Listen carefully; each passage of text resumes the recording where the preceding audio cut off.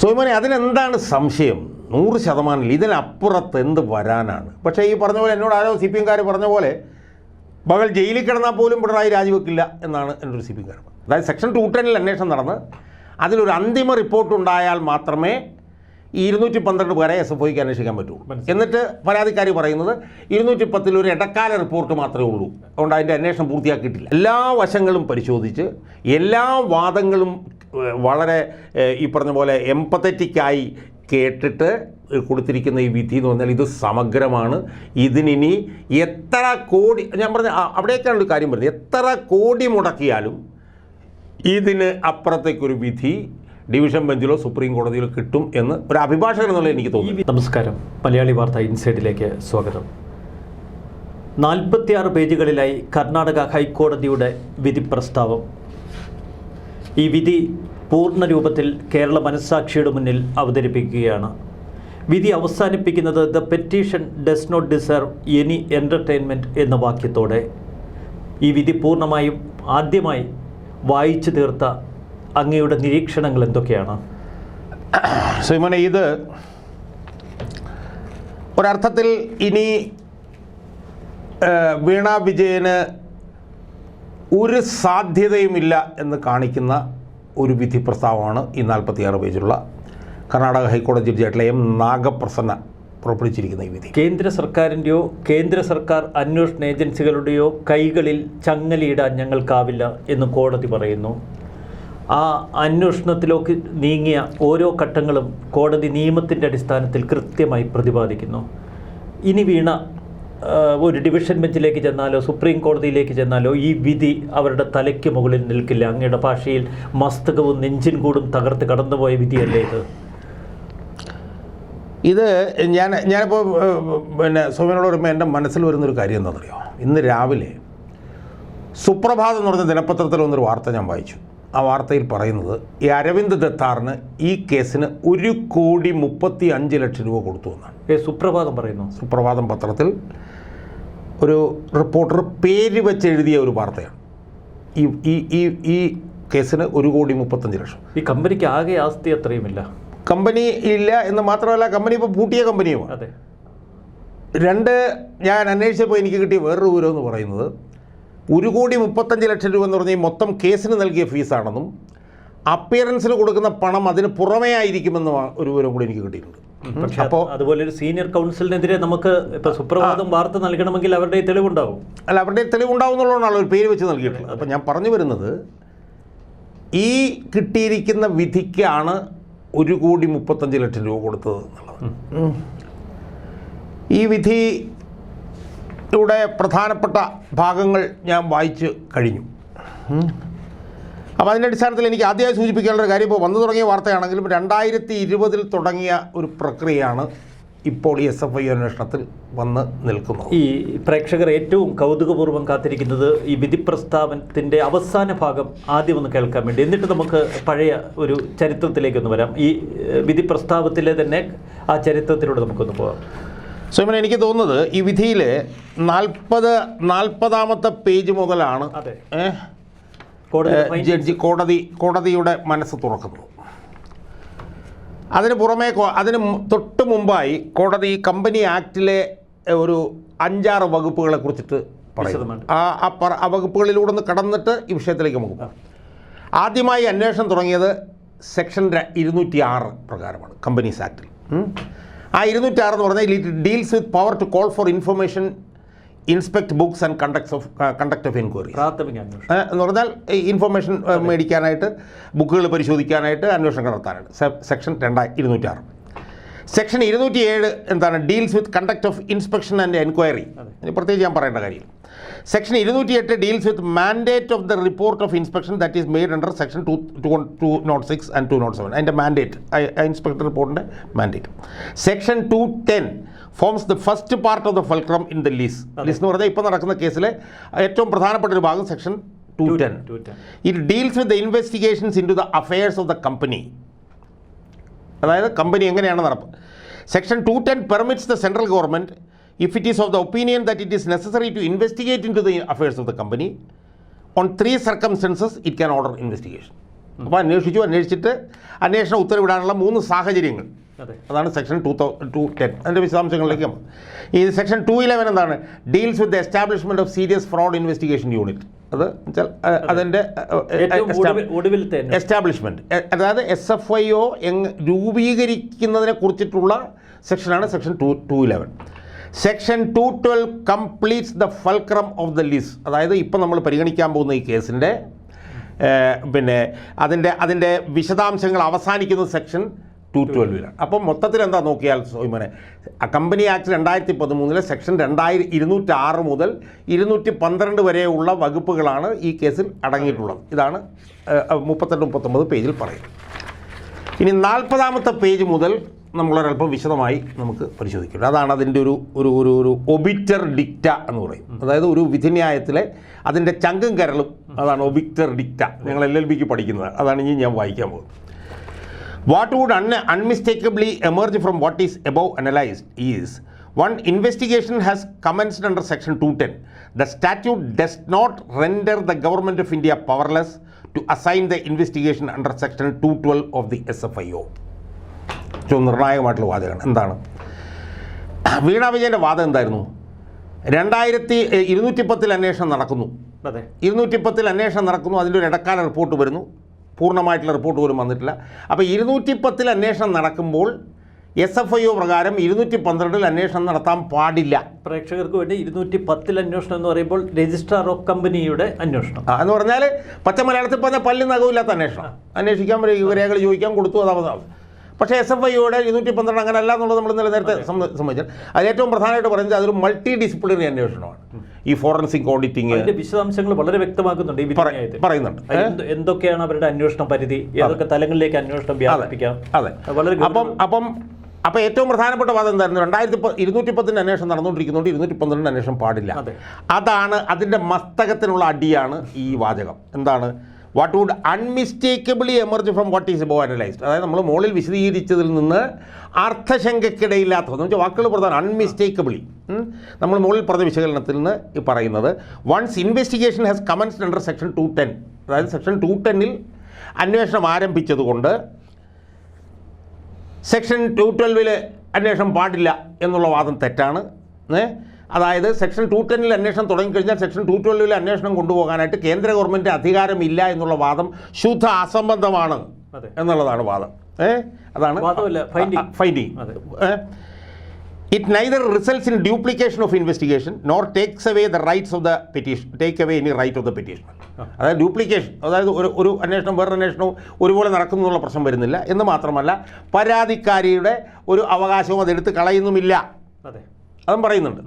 Section 2 clearly mandates that once the SFIO is entrusted with the investigation under Section 212, any other investigation already initiated shall not be proceeded further.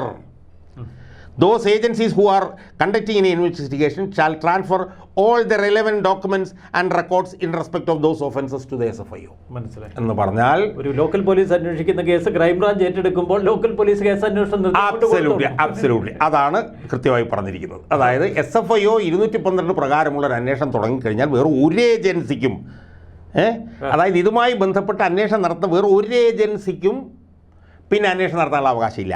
The powers of the SFIO is statutorily determined in subsection 3 to subsection 7 of section 212, and for conduct of investigation there is procedure in place which need not require elaboration at. അപ്പം SFIOക്ക് 212 എന്തൊക്കെ ചെയ്യാമെന്നുള്ളത് അതിൽ subsection 3 മുതൽ 7 വരെ പറയുന്നുണ്ട്. അതിലൊരു നടപടിക്രമമുണ്ട്, അതിവിടെ വിശദീകരിക്കേണ്ട കാര്യമില്ല. മനസ്സിലായി. ഇതാണ് പാര 21 പറയുന്നത്, പേജ് 40. ഇനി പാര 22 പേജ് 41 പറയുന്നതാണ്, the submission of the learned counsel of the petitioner is that when the proceedings under section 212 are underway assignment of investigation of the SFIO cannot take place. അതായത് 210 അന്വേഷണം നടക്കുമ്പോൾ 212 അന്വേഷണം SFIO നടത്താൻ പാടില്ല. The strength on which the said submission is made is that there should be a report under section 210 as is directed, and only then the investigation can be handed over to the SFIO. അപ്പോൾ എന്താ പറയുന്നത്? 210 അന്വേഷണം നടക്കുമ്പോൾ അതുമായി ബന്ധപ്പെട്ടൊരു report ഉണ്ടാവണം. ആ റിപ്പോർട്ടിനെ തുടർന്നേ SFIO അന്വേഷണം ഏറ്റെടുക്കാൻ പാടില്ല. ഇതാണ് പരാതിക്കാരിയുടെ വാദം. The effect of such submission is that handing over investigation to the SFIO should precede a final report under section 210. അതായത് സെക്ഷൻ 210 അന്വേഷണം നടന്ന് അതിലൊരു അന്തിമ റിപ്പോർട്ട് ഉണ്ടായാൽ മാത്രമേ ഈ 212 പേരെ SFIക്ക് അന്വേഷിക്കാൻ പറ്റൂ. എന്നിട്ട് പരാതിക്കാരി പറയുന്നത് 210 ഒരു ഇടക്കാല റിപ്പോർട്ട് മാത്രമേ ഉള്ളൂ, അതുകൊണ്ട് അതിൻ്റെ അന്വേഷണം പൂർത്തിയാക്കിയിട്ടില്ല. പിന്നെ താഴേക്ക് ജഡ്ജി കൃത്യമായി പറയുന്നുണ്ട് എന്തുകൊണ്ട് നിലനിൽക്കുന്നില്ല. This submission is sans countenance and it travels on a slippery slope. പച്ചയ്ക്ക് നിൽക്കില്ല, നിലനിൽക്കില്ല, travels on a slippery slope. അറിയാം. Section 210 deals speaks of a report. Section 210 ഒരു റിപ്പോർട്ടിനെ കുറിച്ച് പറയുന്നത്. But the report can either be interim or final. It need not be a final report only. ഒരു റിപ്പോർട്ടിനെ കുറിച്ചിട്ട് സെക്ഷൻ 210 പറയുന്നുണ്ട്, പക്ഷേ അത് ഇടക്കാല റിപ്പോർട്ടോ ആകാം ഫൈനലോ ആകാം. അത് ഫൈനലാവണം എന്ന് നിർബന്ധമില്ല. ഡ്യൂറിങ് ആൻ ഇൻവെസ്റ്റിഗേഷൻ, ഇനി അടുത്ത സെൻസ് വളരെ നിർണായകമാണ്. During an investigation under section 210, അതായത് സെക്ഷൻ 210 അന്വേഷണം നടക്കുമ്പോൾ, if the inspectors out of serendipity, അതിൻ്റെ അർത്ഥം സെറൻഡിപ്പിറ്റി എന്ന് പറഞ്ഞു കഴിഞ്ഞാൽ ഒരു എന്താണ്, പിന്നെ ഒരു സംശയം, ഒരു ദുരൂഹത പോലുള്ള സംശയം കണ്ടാൽ, the inspectors out of serendipity come across information that would prima facie touch upon skullduggery. skullduggery എന്ന് പറഞ്ഞാൽ വഞ്ചന, കുറ്റം, ഇതുപോലുള്ള സാധനങ്ങൾ. അപ്പം അവരതിൻ്റെ സെറൻഡിപ്പിറ്റി എന്ന് പറഞ്ഞ സംശയത്തിലൂടെ അവർ എന്തെങ്കിലും പ്രഥമ ദൃഷ്ട്യാ തന്നെ ഒരു സ്കൾഡഗറി ഉണ്ടെന്ന് തോന്നിയാൽ, എന്ന് പറഞ്ഞാൽ വഞ്ചന കുറ്റം ഉണ്ടെന്ന് തോന്നിയാൽ, and thereon necessity emerges to assign the investigation to a multidisciplinary body like SFIO create under അപ്പം അവർ സെക്ഷൻ 210 അന്വേഷണത്തിൻ്റെ ഭാഗമായി എന്തെങ്കിലും സംശയങ്ങൾ, സെറൻഡിപ്പിറ്റി ഉണ്ടാവുകയും അതിലൂടെ എന്തെങ്കിലും ക്രൂരതയോ വഞ്ചനയോ ഉള്ള എന്തെങ്കിലും സംഭവം ഉണ്ടെന്ന് കണ്ടുപിടിക്കുകയും അതിൻ്റെ അടിസ്ഥാനത്തിൽ SFIO പോലൊരു മൾട്ടി ഡിസിപ്ലിനറി ഓർഗനൈസേഷന് ഇതിൽ അന്വേഷണം കൊടുക്കണം എന്ന് അവർക്ക് ബോധ്യമാകുകയും ചെയ്താൽ, ഇനി അടുത്ത സെൻസ് അതിനിർണായകമാണ്. അതായത് the court cannot put shackles on the hands of the central government for such assignment. അങ്ങനെ കൊടുക്കുന്നതിന്മേൽ കേന്ദ്ര സർക്കാരിൻ്റെ കൈകളിൽ ചങ്ങലയിടാൻ പറ്റില്ല. അതാണ് ഏറ്റവും പ്രധാനം. If it had been entrusted to any other agency outside the act, it would have been a circumstance altogether different. അതായത് ആക്ടിന് പുറത്തുള്ള ഏതെങ്കിലും ഏജൻസിക്ക് കൊടുത്തിരുന്നെങ്കിൽ അതിൻ്റെ situation മാറുമായിരുന്നു. It is entrusted to the SFIO which is created under the act. That is in terms of section 211 with elaborate functions under section 2. അതായത് അവർ അന്വേഷിക്കാൻ ഏൽപ്പിച്ചിരിക്കുന്നത് എവിടെയാണ്?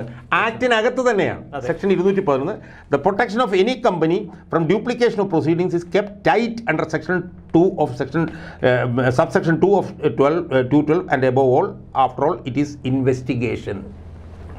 എന്താണ് ചെയ്യേണ്ടതെന്നുള്ളത് 212 subsection 2 പറയുന്നുണ്ട്. പക്ഷേ after all it is investigation എന്ന് പറഞ്ഞാൽ അന്വേഷണം മാത്രമാണ്. 42 പേജ് 22. ഇനി 23 പേജ് 42 എന്താ പറയുന്നത്?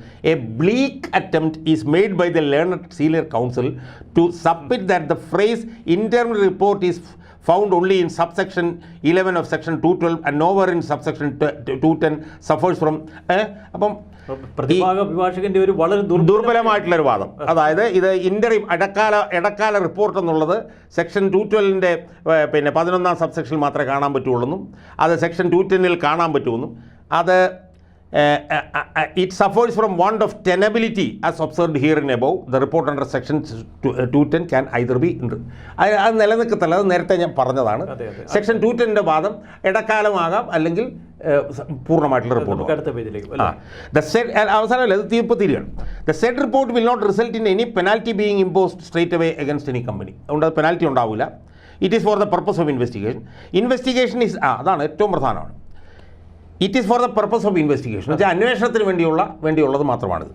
Investigation is for the purpose of unearthing the illegal unethical activities of any company in case at hand the petitioner company.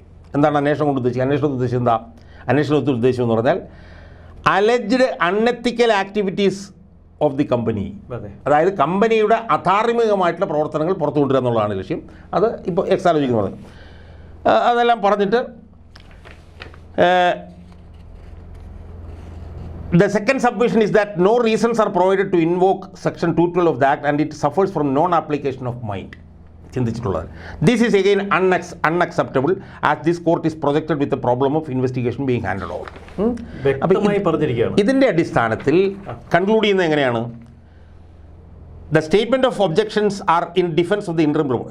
If the Union of India has thought it fit to entrust the investigation to the SFIO, owing to certain factors which have emerged while conduct of investigation. അതായത് കേന്ദ്ര government 210 എന്ന് പറഞ്ഞ അന്വേഷണത്തിൻ്റെ ഭാഗമായി ഉണ്ടായ ചില സാഹചര്യങ്ങളുടെ അടിസ്ഥാനത്തിൽ പൊതു താൽപ്പര്യം പരിഗണിച്ചുകൊണ്ട് ഇത് SFIOയ്ക്ക് കൊടുക്കാൻ പറഞ്ഞാൽ this court in exercise of its jurisdiction under Article 226 of the Constitution, അതായത് ഈ കോടതിക്ക് ഭരണഘടനയുടെ 226 വകുപ്പ് പ്രകാരം തരുന്ന അധികാരമനുസരിച്ച് it would not by a stroke of a pen annul such opinion of the Union of India unless it is contrary to the statute or the action is demonstrably arbitrary.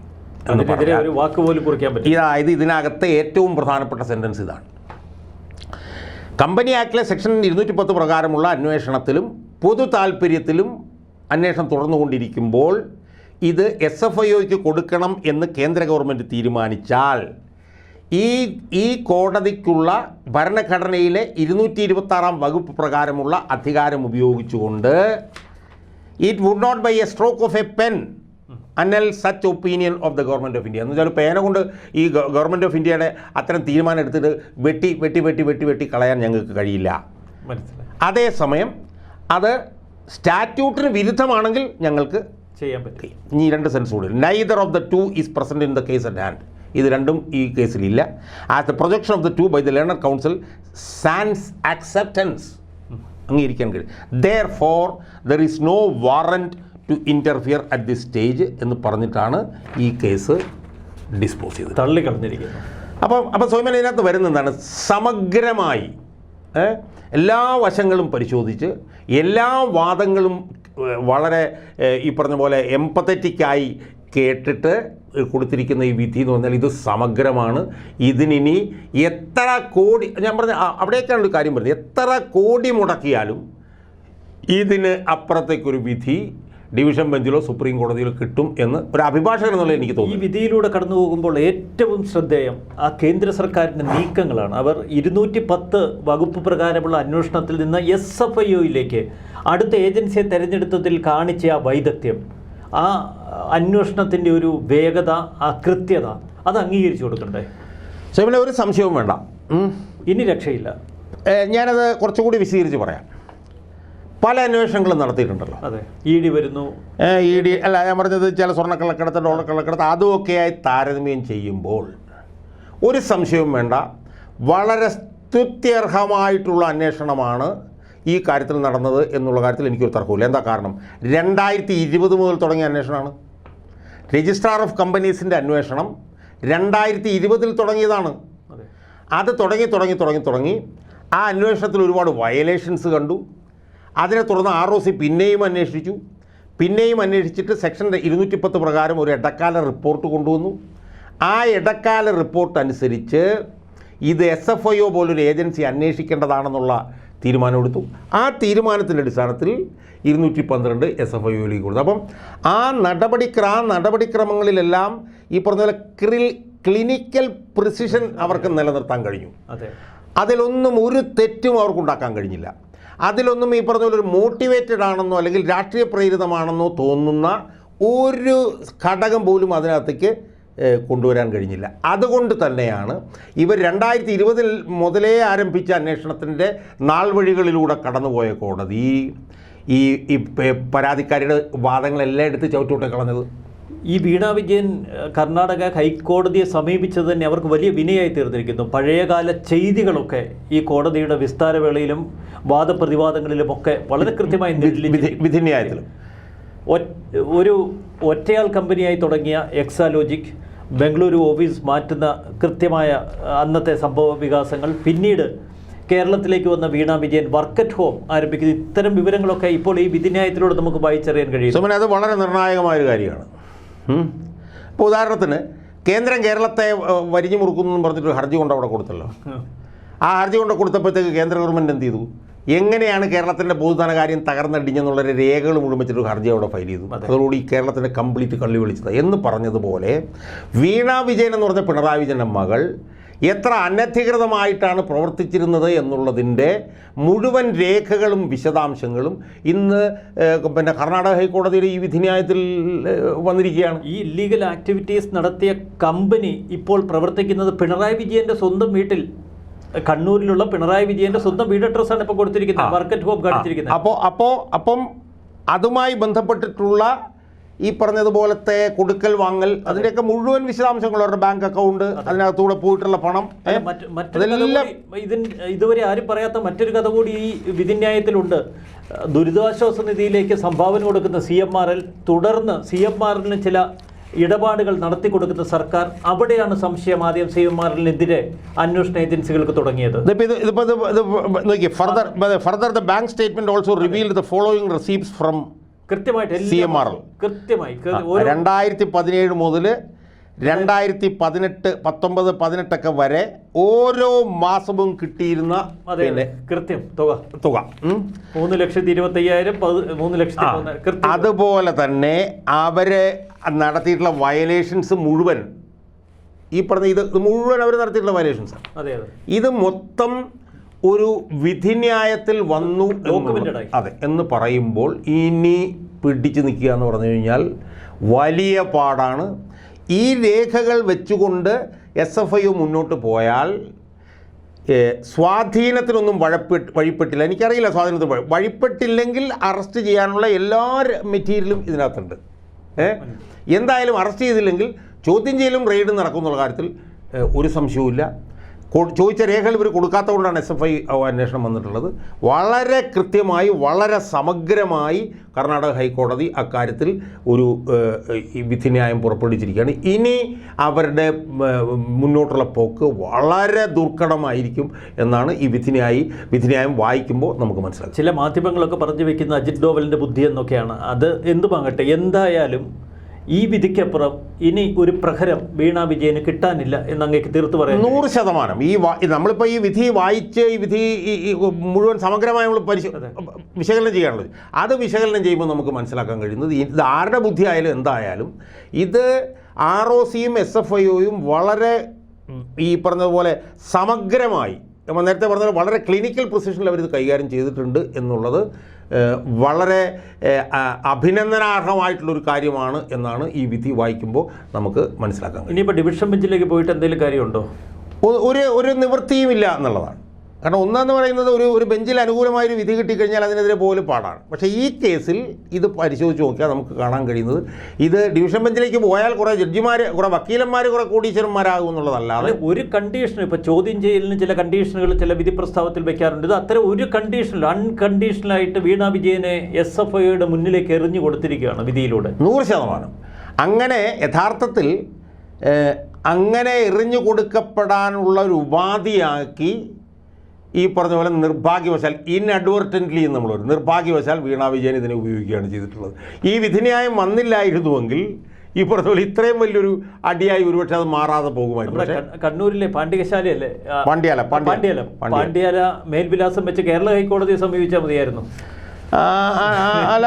അല്ല ഞാൻ പറഞ്ഞത് കേരള ഹൈക്കോടതിയെ സമീപിച്ചാൽ കേരള ഹൈക്കോടതിയിൽ നിന്ന് എന്ത് വിധി വരും എന്നുള്ളത് ഇപ്പോൾ കേരള ഹൈക്കോടതിയെ സമീപിക്കുമ്പോഴുള്ള പ്രശ്നം എന്ന് പറഞ്ഞു കഴിഞ്ഞാൽ ഇവിടെയും ഇയാളുടെ ദേവൻ രാമേന്ദ്രൻ്റെ കയ്യിലാണ് ഇരിക്കുന്നത്, മനസ്സിലായി. അപ്പോൾ അതുകൊണ്ട് കേരള ഹൈക്കോടതിയിൽ ഇത് പോയാലും എന്താകുമായിരുന്നു എന്നുള്ളതിനെക്കുറിച്ചിട്ട് നമുക്കറിയില്ല. പക്ഷേ ഇതിനകത്ത് നിന്ന് ഈ വിധിയിൽ നിന്ന് രക്ഷപ്പെടുക എന്ന് പറഞ്ഞു കഴിഞ്ഞാൽ, അതായത് ഇതാണ് വീണ തായ്ക്കണ്ടിയിൽ പ്രവിക്ക് പാണ്ഡ്യാലമുക്ക് പിണറായി തലശ്ശേരി, അവിടെ നിന്നാണ് 28/7/2020 അവർ കത്തെഴുതിയിട്ടുള്ളത്. പക്ഷേ അതിനുശേഷം പിന്നെ ബാംഗ്ലൂർ അഡ്രസ്സാണ് അവർ കാണിച്ചിട്ടുള്ളത്. അപ്പോൾ അതുകൊണ്ട് മൊത്തത്തിൽ നമ്മൾ ഈ വിധി പരിശോധിച്ച് കഴിഞ്ഞാൽ ഈ വിധിയുടെ 4 അതിരുകളിൽ നിന്നുകൊണ്ട് SFIOയ്ക്ക് എവിടെ വരെ വേണമെങ്കിലും പോകാൻ കഴിയുന്ന ഒരു ബ്ലാങ്ക് ചെക്കാണ് കർണാടക ഹൈക്കോടതി SFIOയ്ക്ക് കൊടുത്തിരിക്കുന്നത് എന്ന് ഈ വിധി വായിച്ചാൽ നമുക്ക് പോകും. ഇത്ര ശക്തമായൊരു വിധി വരും എന്ന് അങ്ങ് പ്രതീക്ഷിച്ചിരുന്നോ?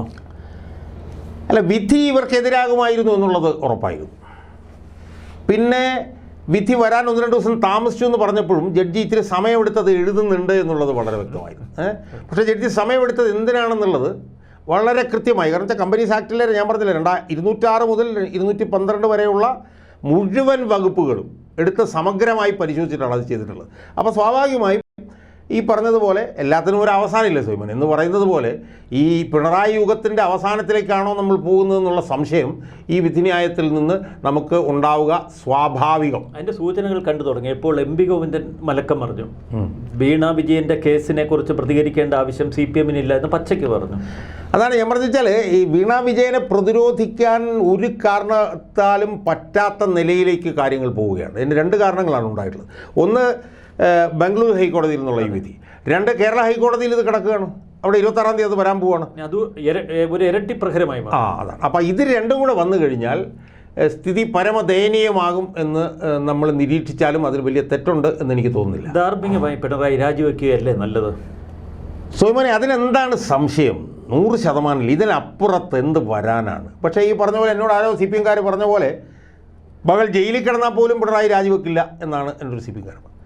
സോയ്മോനൊന്ന് ആലോചിച്ച് നോക്കൂ. ഇതുപോലുള്ള വിധിയൊക്കെ വരുമ്പോൾ ഇയാൾ രാജിവെക്കണമെന്ന് പറഞ്ഞ് ജനങ്ങളെ പങ്കെടുപ്പിച്ചുകൊണ്ടൊരു വലിയ പ്രക്ഷോഭം കേരളത്തിൽ ഇങ്ങനെ തിളച്ചു മറിയുകയാണ് എന്ന് വിചാരിക്കുക. ഓർമ്മിക്കുന്നുണ്ടാവും, മുൻപ് KM മാണി രാജിവെച്ച ഒരു സന്ദർഭം.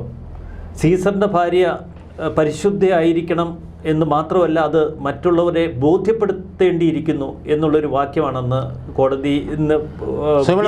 നമ്മളത് ആലോചിക്കണം. കാരണം എന്താണെന്നറിയാമോ, അത് യഥാർത്ഥത്തിലൊരു വാക്കാലുള്ള പരാമർശമായി, വെറും പരാമർശം, ഓറലായിട്ടുള്ളൊരു പരാമർശമായിരുന്നു. മനസ്സിലായോ? ആ സ്ഥാനത്ത് ഇനി എന്താണ് പുറത്തു വരാനുള്ളത്? അപ്പോൾ ഞാൻ പറഞ്ഞു വരുന്ന ഏറ്റവും അവസാനിപ്പിക്കുന്ന പോയിന്റ്, ഈ വിധി വന്നതിനെ തുടർന്ന് 2014-ലോ 15-ഓ സോളാർ അഴിമതിയുമായി ബന്ധപ്പെട്ടുകൊണ്ട് CPM നടത്തിയുള്ളൊരു മൊബിലൈസേഷൻ ഉണ്ടല്ലോ, 10,000-20,000-30,000. അതുപോലൊരു ഒരു പ്രക്ഷോഭം ഈ വിധിയെ ചുറ്റിപ്പറ്റി കേരളത്തിൽ ഉണ്ടായാൽ ഈ സർക്കാർ തന്നെ താഴെ പോകുന്നതാണ് ഞാൻ പറയുന്നത്. പക്ഷേ അന്നത് ചെയ്തത് CPM ആണെങ്കിൽ ഇന്നത്തെ കോൺഗ്രസിൽ എന്താ സംഭവിക്കുന്നത്? ഉരുണ്ടുകൂടുന്നുണ്ട് പ്രതിഷേധവും. അല്ല, അതൊക്കെ ചെയ്യുന്നുണ്ട്. ആ പ്രതിഷേധത്തിൻ്റെ ഏറ്റവും പ്രധാനപ്പെട്ട ഒരു പ്രതിഫലനം എന്താണെന്നറിയോ? തിരുവനന്തപുരത്തെ DCC പ്രസിഡന്റ് രാജിവെച്ചു. അതാണ് അതിൻ്റെ ഏറ്റവും പ്രധാനപ്പെട്ട. സമരാക്തി വരുന്നുണ്ട്. സമരാക്തിയിലൊക്കെ കുറേ ആളുകൾ കൂടുന്നുണ്ട് സോയ്മൻ. ഇതിൻ്റെ ഒരു 4 ഇരട്ടി ആൾ നമ്മുടെ ഭാരത് ജോഡോ യാത്രയിൽ കൂടിയിരുന്നു. പക്ഷേ കൂടിയവരൊക്കെ താഴോട്ട് പോവുകയാണ്. മനസ്സിലായോ? ഇവിടെ ഈ സാധാരണഗതിയിൽ സർക്കാരിനെതിരായിട്ടുള്ള വിമർശനങ്ങളും പ്രതിഷേധങ്ങളൊക്കെ വരുമ്പോഴത്തേക്കും സർക്കാരിൻ്റെ ഭാഗത്തു നിന്ന് കോൺഗ്രസിലേക്ക് പ്രതിപക്ഷത്തേക്കാണ് ആളുകൾ പൊട്ടി വീഴുന്നതെങ്കിൽ ഇവിടെ ഇപ്പോഴും ഈ പൂത്ത ചീഞ്ഞളിഞ്ഞ CPM-ലേക്ക് പോവുകയാണ് കോൺഗ്രസിൽ നിന്ന് ഇപ്പോഴും. ഇപ്പോൾ കഴിഞ്ഞ ദിവസം പത്തനംതിട്ട ജില്ലാ പ്രസിഡന്റ് ഉൾപ്പെടെ പോയി. ഭരണത്തിൻ്റെ കയ്യൂക്ക് എന്ന് പറഞ്ഞാലും എങ്ങനെയാണ് ഈ ഇത്രയും അള്ളിഞ്ഞ ഒരു സംവിധാനത്തിലേക്ക് ആൾക്ക് പോകാൻ പറ്റുക? ഇപ്പോൾ പെരിങ്ങമല എന്ന് പറഞ്ഞൊരു പഞ്ചായത്ത്, അടൂർ പ്രകാശിന് 2000 വോട്ട് മേടിച്ചു കൊടുത്ത പഞ്ചായത്താണ്. ആ പഞ്ചായത്തിൽ പഞ്ചായത്ത് പ്രസിഡന്റ് ഉൾപ്പെടെ ആളുകൾ തിരിഞ്ഞു പോവുകയാണ്. നമുക്ക് വിധിയിലേക്ക് വരുമ്പോൾ ഞാൻ പറഞ്ഞു വരുന്നത്, ഞാൻ ഈ വിധിയുമായിട്ട് താരതമ്യം ചെയ്യുകയാണ്. എന്താണ് താരതമ്യം ചെയ്യുന്നത്? ഇതുപോലൊരു വിധി ഉമ്മൻചാണ്ടിയുടെ മകൾക്കെതിരായി UDF ഭരിക്കുന്ന കാലത്ത് കിട്ടിയിരുന്നെങ്കിൽ 24 മണിക്കൂർ പോലും ഉമ്മൻചാണ്ടി തയ്ക്കില്ലായിരുന്നു. അപ്പോൾ അത് പറയാൻ വേണ്ടിയാണ് ഞാൻ ഈ വിഷയത്തിലേക്ക് വന്നത്. മനസ്സിലായി? അപ്പോൾ അതുകൊണ്ട് ഇതെന്തായാലും ഒരു നാഴികക്കല്ലായിരിക്കും, പിണറായി വിജയൻ്റെ രാഷ്ട്രീയ ജീവിതത്തിലെ ഒരു നാഴികക്കല്ലായിരിക്കും ഈ വിധി എന്ന് നമുക്ക് ഉറപ്പിച്ച് പറയാം. എന്തിനും ഒരു അവസാനം ഉണ്ടല്ലോ, ഉണ്ടാവണമല്ലോ. അത് ലോകത്തായാലും ഇപ്പം ചെഷസ്ക്യൂവിൻ്റെ കാര്യമായാലും ഗോർബച്ചേവിൻ്റെ കാര്യമായാലും സ്റ്റാലിൻ്റെ കാര്യമായാലും ഹിറ്റ്ലറിൻ്റെ കാര്യമായാലും ഇന്ത്യയിൽ ഇന്ദിരാഗാന്ധിയുടെ കാര്യമായാലും ഒക്കെ തന്നെ അതിനൊരു അവസാനം ഉണ്ടാവണമല്ലോ. ആ അവസാനം എവിടെയോ ചക്രവാളത്തിൽ കാണാൻ നമുക്ക് കഴിയുന്നു എന്നുള്ളതാണ് ഈ വിധിന്യായത്തിലൂടെ, ഈ വിധിന്യായത്തെക്കുറിച്ച് പരിശോധിക്കുമ്പോൾ, വിശകലനം ചെയ്യുമ്പോൾ നമുക്ക് മനസ്സിലാകുന്നത് എന്നാണ് സൂചിപ്പിക്കാറുള്ളത്. വളരെ നന്ദി ശ്രീ KM ഷാജഹാൻ. നന്ദി, നമസ്കാരം.